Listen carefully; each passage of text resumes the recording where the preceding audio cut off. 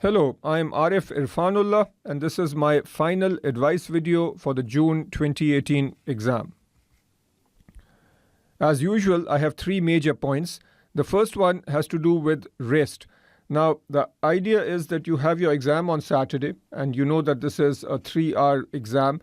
You want to be as fresh as possible for this exam. So this means that you should try and get a good night's rest on Friday night. But if you are like most people, you will probably be anxious over here and might not be able to sleep very well. Therefore, it is essential that Thursday night you sleep as well as possible. Now, if you have a good night's rest on Thursday, even if you don't sleep that well on Friday, you will still be fresh for your exam on Saturday. The second point has to do with revision. At this stage, you should not be learning anything new. Hopefully, you've done all the past essay exams, the mock exams on the CFA Institute website and so on. Because if you are trying to do a difficult exam one day before Saturday and you get something wrong or you don't do well, then that creates unnecessary anxiety and you don't really have time to react.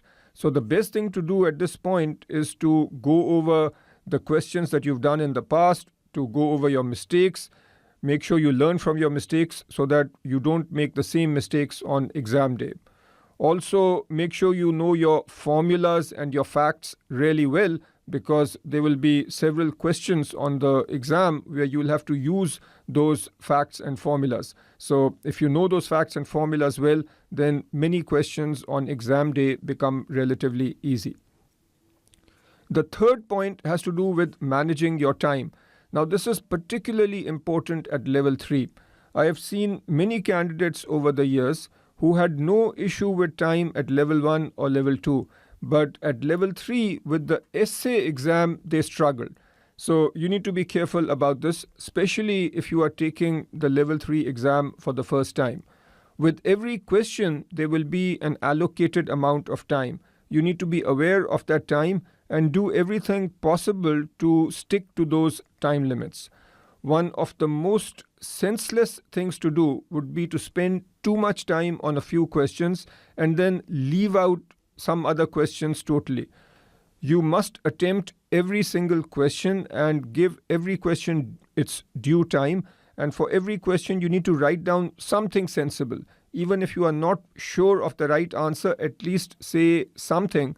Because if you leave a question blank, then you get a guaranteed 0 for that question. But if you say something, then you might get some credit.